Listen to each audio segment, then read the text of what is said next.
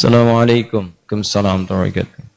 Ustaz, iman saya turun naik. Masya Allah, kayak tangga belum jadi itu turun naik, turun naik.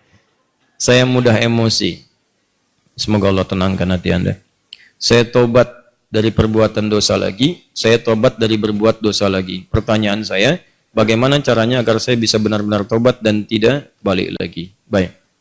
Pertama, semoga Allah muliakan Anda. Saya sering katakan bahwa saya senang dengan pertanyaan-pertanyaan seperti ini. Artinya Allah cinta, Allah sayang. Kalau nggak sayang, nggak akan diarahkan seperti ini. Akan dibiarkan. Ya, pelaku maksiat yang tidak mendapatkan hidayah dari Allah, apalagi ada istidraj, tidak sadar bahwa dia berbuat salah dan mempertahankan kesalahannya. Kemudian terus berbuat salah, itu yang berbahaya. Dan kita doakan, kita bantu. Jangan putus asa mendoakan orang-orang seperti itu. Tapi yang paling disenangi adalah jika pelaku maksiat sejahat apapun, tiba-tiba ada getaran di jiwanya untuk kembali. Saya sarankan cepat ambil, karena itu tanda sayang Allah yang pertama. Ambil itu. Saya sering katakan pada Anda, Allah sangat mencintai pelaku maksiat yang tobat dibandingkan orang soleh yang tidak pernah merasa salah. Dalilnya Quran surah kedua Al-Baqarah di akhir ayat 222. Innallaha yuhibbut tawwabin. Allah sangat cinta orang yang selalu untuk berusaha tobat. Dan Allah akan tunjukkan jalan kalau dia mau ngambil itu. Tadi misal Anda pernah berbuat salah dan terus ada getaran di jiwa, ini salah nih, saya harus berubah. Ini petunjuk Allah, Anda ambil tuh. Itu langsung turun ayat di Quran surah ke-29 ayat 69. Quran surah 29 Al-Ankabut ayat 69. Walladzina jahadu fina lanahdiyannahum subulana. Orang-orang yang serius menjemput petunjuk kami. Begitu Allah tunjukkan, Anda mau ambil. Dia serius pengen ngambil, pengen belajar, terus tanya orang. Awalnya malu-malu, setelah itu mau-mau, gitu kan?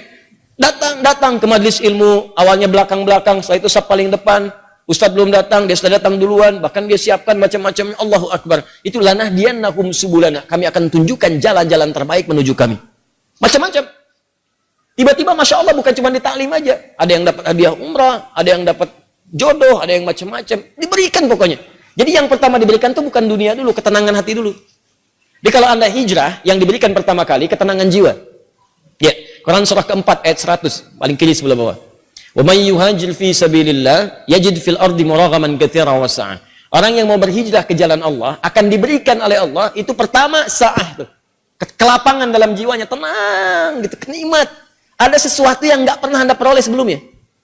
Biasa kumpul-kumpul, main-main, ya, menjelang Isya, maghrib, malam-malam cuma nonton, tiba-tiba taklim.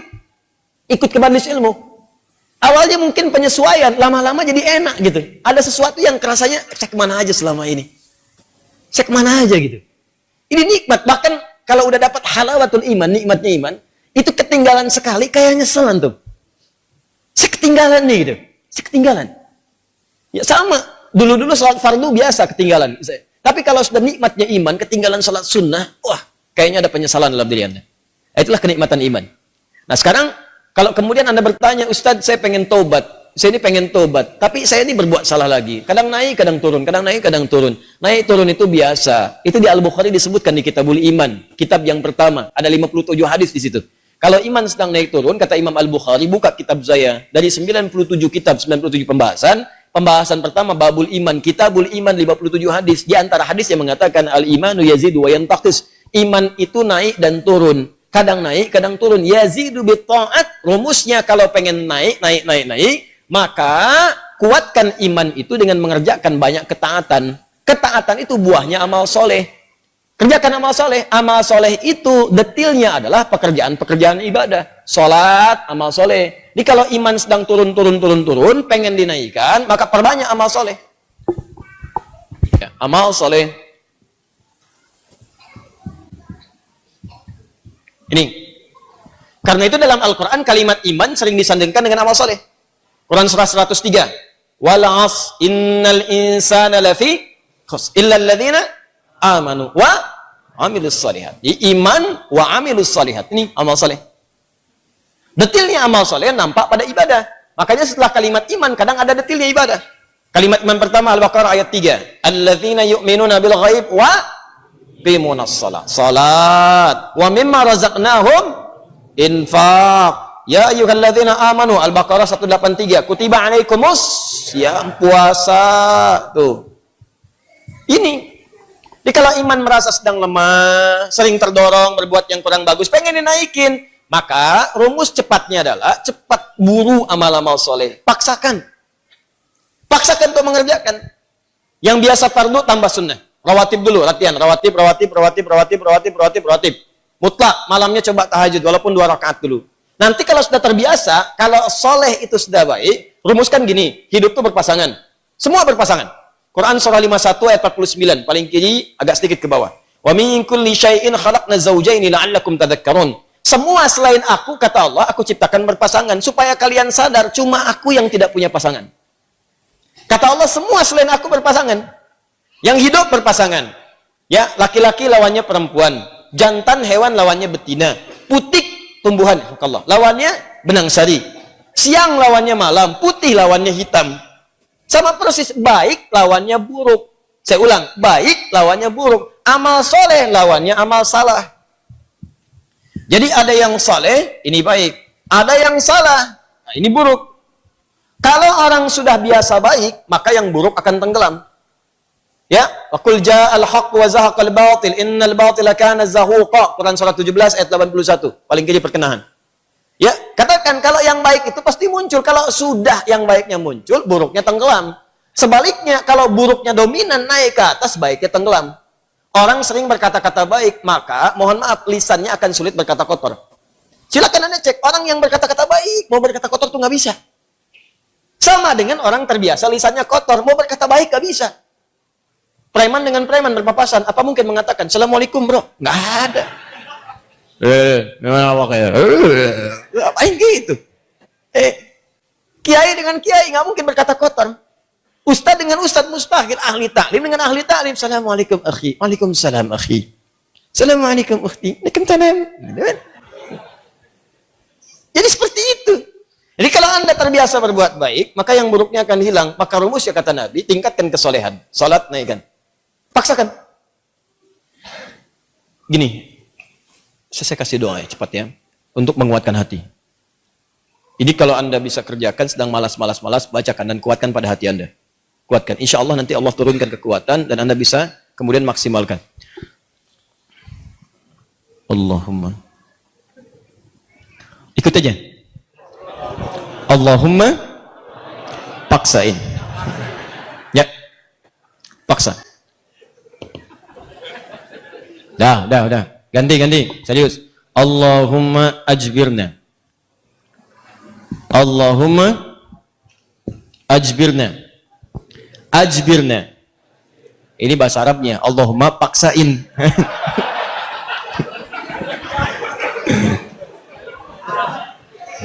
Ya?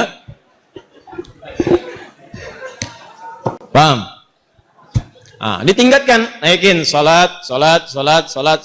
Mulai dari salat. Nah, kemudian ini penting, salat itu yang paling utama karena dalam salat itu banyak kalimat tobat. Antum baru takbir aja, habis takbir kan tobat. Coba lihat. Allahumma ba'id baini wa baina khataaya kama ba'adta bainal masyriqi wal. Ya Allah, mohon jauhkan antara aku dengan kesalahan yang telah aku perbuat. Sejauh-jauhnya, aku nggak ingin lihat lagi. Seperti engkau jauhkan antara timur dengan barat. Jauhkan ya Allah yang tidak pernah bertemu. Allahumma naqqini minal khataaya kama yunaqqa thawbul abyadu minad danas. Ya Allah, kalau kesalahanku begitu pekat, mohon bersihkan seperti pakaian dibersihkan dari noda. Allahumma ighsilni bil ma'i wa thalji wal barad. Kalau begitu pekat luar biasa, gunakan ya Allah walaupun hanya air yang sangat dingin. Gunakan ya Allah. Maksudnya bersihkan sebersih-bersih. Antum tobat tuh, makanya pahami bacaan-bacaan salat. Sama dengan wajah alladzi fatara samawati wal arda hanifan musliman wa ana minal musyrikin. Inna salati wa nusuki wa mahyaya wa mamati lillahi rabbil la syarika lahu bidzalika umirtu wa ana minal muslimin atau wa ana awwalul muslimin. Ya Allah, aku pasrahkan diriku sepenuhnya pada saat ini kepada penguasa langit dan bumi. Kalau aku salat selama ini, atau aku ibadah ya Allah, atau aku hidup sampai dengan sekarang, atau engkau bahkan wafatkan aku dalam salat ini. Engkau wafatkan aku dalam salat ini. Aku ikhlas ya Allah. Aku ikhlas. Berikan bimbingan kepadaku untuk meningkatkan ibadah. Dengan itu aku diperintahkan. Jauhkan dari sifat musyrik. Mulai sekarang aku berjanji ya Allah, aku akan lebih patuh kepadamu. Mulai sekarang aku berjanji, aku akan lebih patuh kepadamu. Wa ana minal muslimin. Muslim itu kan patuh, tunduk. Jadi kalau Anda mengatakan kalimat itu habis salat berbuat maksiat lagi, Anda berkhianat dengan kalimat Anda. Makanya sering katakan, pahami bacaan sholat, pahami. Anda akan mengerti betapa nikmatnya sholat ketika Anda memahami bacaan-bacaannya. Itu kalimat pertama. Kemudian di luar-luar itu Anda beristighfar. Makanya habis sholat kan Anda berzikir. Quran surah keempat ayat 103. Paling kanan, agak sedikit ke atas. فَإِذَا قَضَيْتُمُ الصَّلَاةَ, maka jika Anda selesai menunaikan salat, fadhkurullaha, maka segera berzikir kepada Allah. Apa zikir pertamanya? Hadis Muslim nomor hadis 571. Astaghfirullah, astaghfirullah, astaghfirullah. Allahumma antas salam wa minkas salam. Tabarakta ya dzal jalali wal ikram. Astaghfirullah itu, ya Allah saya minta ampun. Ya Allah saya minta ampun. Kalau dosa merasa banyak, dalam salat bersujud, dalam ruku minta. Masih kurang, merasa banyak dosa. Habis sholat minta, ya Allah ampuni saya, ya Allah ampuni. Saya merasa dosa saya banyak. Saya mengakui dosa saya banyak, ya Allah. Namun saya pun menyaksikan rahmatmu lebih luas dibandingkan dengan murkamu. Maka mohon, ya Allah ampuni dosa saya. Makanya saat diucapkan itu sambil ingat dosanya, bukan cuma di lisan. Ingat dosa-dosa apa yang pernah dikerjakan. Ingat. Itu yang dimaksudkan Quran surah keempat ayat 17-18. Innamat taubatu 'ala Allahi lilladzina ya'maluna su'an bijahalatin thumma yatubuna min qarib. Sungguh tobat yang diterima oleh Allah itu adalah orang yang pernah berbuat salah. Salah itu bawaan manusia. Jadi kalau Anda nggak pernah salah, patut ditanya, Anda itu manusia apa malaikat? Cuma malaikat yang nggak pernah salah. Quran surat 66 ayat ke-6 paling kiri sebelah atas. La ya'sunallaha ma amarahum wa yaf'aluna ma yu'marun. Malaikat nggak pernah salah, nggak pernah bermaksiat, mengerjakan tugas sesuai tupoksinya. Nggak pernah bermaksiat. Apa pernah Anda dengar malaikat Jibril korupsi ayat? Nggak ada. Apa pernah malaikat sering tukeran tugas? Nggak ada. Jibril, sini. Kenapa? Saya jengkel banget sama orang itu. Ente yang cabut nyawanya deh. Kata malaikat maut, nggak ada. Semua sama sesuai tugasnya masing-masing. Jadi kalau Anda mengharapkan kesempurnaan dari seseorang, percuma. Karena Anda manusia. Sama persis dengan pasangan hidup. Kalau Anda mengharapkan suami Anda sempurna, Bu, Ibu salah nikah. Harusnya Ibu cari malaikat. Cuma malaikat gak punya nafsu. Jadi kalau ada suami salah, wajar namanya manusia. Jangan diekspos kesalahannya. Demikian juga istri kalau keliru, wajar namanya perempuan manusia. Kecuali malaikat. Papa kenapa sih gak pernah mengertiin aku? Mama, papa ini manusia, bukan malaikat. Mama juga bukan setan kan? Kalau setan sebaliknya. Selalu kenal salah, gak kenal benar. Dan setan nggak mau tobat. Manusia pertengahan, salah dan tobat. Setan salah, nggak mau tobat. Jadi kalau ada manusia mengatakan dirinya manusia salah, nggak mau tobat, patut ditanya dia manusia atau? Itu. Paham ya? Tobat itu terus. Makanya disebut tawab. Tawab itu nggak berhenti. Jadi kalau sekarang belum kerasa perubahan dia, terus tobat, jangan berhenti.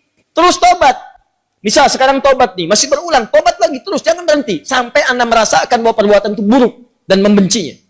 Terus, jangan berhenti. Jangan terus tobat, nangis. Hari ini nangis, nggak bisa, besok nangis. Nggak bisa, besok nangis. Nggak bisa lagi, tangisi diri Anda yang belum bisa menangis. Terus. Dan kalaupun Anda wafat, Anda sedang dihitung wafat dalam keadaan berusaha tobat. Itu poinnya. Bukankah ada orang membunuh 100 orang dan dia berusaha tobat? Dia berusaha tobat, datang ke majelis ilmu. Berusaha di jalan wafat. Dihitung oleh Allah. Padahal belum tahu dia diterima atau enggak tobatnya. Belum tahu dia. Cuman dia berusaha di jalan mewujudkan tobatnya. Bunuh orang, Anda bayangkan. Maksiat itu udah hatam. Udah lewat bahkan. Ya. Dia kerjakan, tapi dia mau tobat. Dia terima getaran jiwanya. Datang, istighfar. Di jalan meninggal. Diterima tobatnya. Dan kita tidak tahu pelaku maksiat mana yang saat wafat dalam keadaan tobat. Ya, makanya ayo biasakan tobat. Istighfar. Nabi aja biasa istighfar. Nanti kalau sudah enak ada kelapangan. Setelah itu baru diberikan anugerah-anugerah dunia yang dirasakan hilang itu. Awal-awal tuh begitu Pak. Kadang pengen tobat. Saya pengen tobat ya Allah ke masjid. Sholat 2 rakaat tahiyatul masjid. Pulang sepatu hilang. Ya. Kadang-kadang begitu. Karena Allah kalau sudah senang dengan seorang hamba, yang kurang baik dibuang-buang. Buang. Nanti didatangkan lagi yang baik. Kalau Anda sabar. Ya. Kan pernah ada seorang, ini kisahnya seorang pemuda tobat. Terus diarahkan pada seorang syekh. Begitu diarahkan di syekh itu, kata syekh ini benar kamu mau tobat. Kalau mau tinggal dengan saya terbatas. Yang ada cuma kurma, minum air putih. Nggak apa-apa syekh, saya mau tobat. Tinggal di situ. Sehari, 2 hari, 3 hari. Begitu 3 hari, setan datang. Kadang-kadang setan itu datangnya kepada orang tobat, gak seketika. Nanti, beberapa waktu, diarahkan kepada maksiat. Jadi kisah nyata, setan membisikkan kepada dirinya, guru kamu ini, syekh kamu, ini sabar banget, makan cuma kurma, air putih. Kamu sudah mulai kuat. Coba berbakti kepada gurumu, carikan makanan. Bagus awalnya. Keluar dia, carikan makanan. Begitu keluar, nyari-nyari nggak dapat, lompat tetangga, bakat malingnya dipakai lagi. Naik bakat pencurinya. Nggak dapat, lewat lagi, begitu rumah kedua, belum manjat, sudah mencium bau enak, bau makanan. Manjat dia ke atas tembok, begitu manjat, lihat ada tungku, ya. Di situnya di atasnya kemudian ada satu panci, ya. Kemudian dia ke situ, begitu dibuka, Allahu Akbar, 3 terong, enak banget kayaknya, baunya, yang sudah matang. Ya, dibisikkan ke telinganya, coba dulu aja, kalau enak, ambil.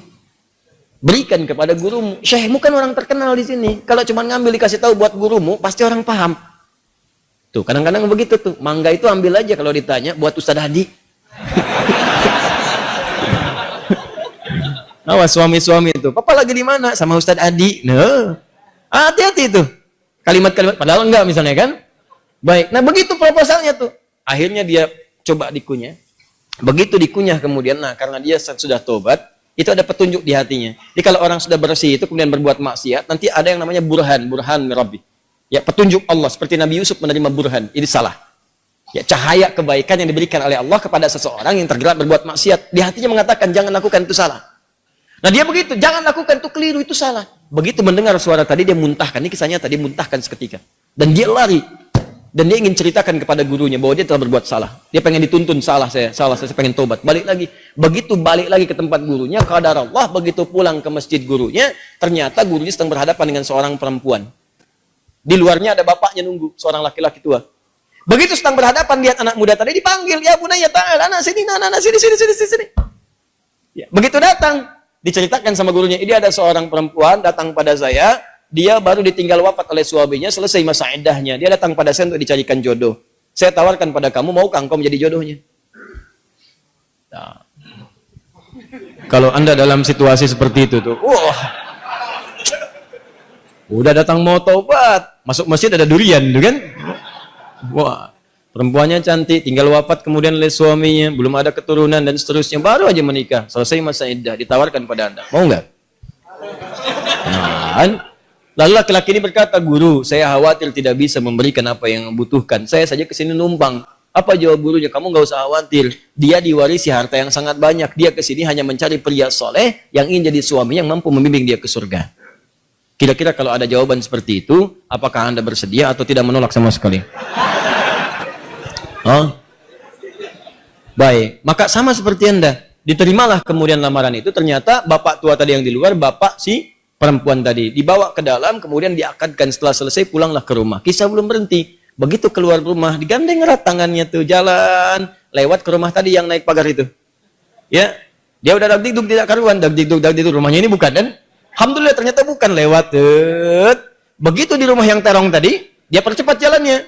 Begitu dipercepat, maka terasalah kemudian ada rem di tangannya dari istrinya tadi.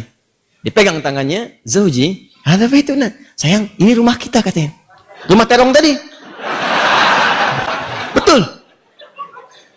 Masuklah ke situ. Waduh, celaka saya katanya kan. Begitu masuk ke situ, bertanya. Polos kayak nanya, Zauji, hal anta ja'i? Sayang, kamu lapar? Jujur dia, nah, saya lapar. Saya 3 hari makan cuman kurma, minum air putih gini. Alhamdulillah. Baik, tunggu sebentar. Begitu ke dapur dia lihat. Wah, terongnya kan bermasalah tuh. Pancinya kebuka, lihat. Rupanya dia menyiapkan terong itu untuk suami barunya. Begitu dilihat terong yang bermasalah, dia teriak, siapa yang makan terong saya? Katanya. Tahan. Kalau situasi itu terjadi, bagaimana respon Anda?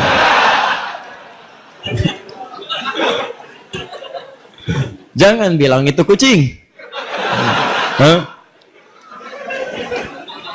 Nah, lalu tiba kemudian tergeraklah hatinya datang. Perhatikan kalau rumah tangga seperti ini, nikmat kehidupan dunia tuh. Ya, tidak akan terjadi perang per dunia pertama, kedua, ketiga, dan seterusnya. Lihat baik-baik. Datanglah suami ini mengatakan dengan jujur, Zauji, sayang. Ini di Quran tuh gini, selalu laki-laki perempuan tuh zauj. Kecuali dalam masalah nanti warisan menggunakan zaujah untuk menunjuk kepada gender perbedaan hak waris. Zauji, sayang. Kisahnya begini katanya. Aku ini sebetulnya mencarikan makanan untuk guruku. Lalu setan membisikkan sampai tiba-tiba ke sini aku buka ada terong, aku cicipi. Tapi demi Allah, tidak aku telan, aku muntahkan karena takutku kepada Allah. Sampai aku kembali, tadinya mau tobat. Sama guru dipanggil, suruh nikah sama kamu. Sampai ke sini. Dia jelaskan semua kisahnya. Apa yang terjadi? Kalau ibu mendengar kisah tadi, apakah ibu akan balik lagi kepada guru mengatakan? Kalau ini terjadi pada setiap perempuan, maka damailah kehidupan di rumah tangga dan di bumi. Tenang kehidupan di bumi. Perhatikan kata perempuan ini. Apa yang dia katakan? Bagaimana anugerah Allah diberikan pada pemuda yang tobat ini. Ahli maksiat, tobat, dapat ketenangan, dan apa hasilnya? Perhatikan. Wallahi, demi Allah. Secuil terong yang kau muntahkan karena Allah itu, maka Allah ganti dengan seluruh terongnya, panci tempat terongnya, rumah tempat terongnya, plus pemilik terongnya.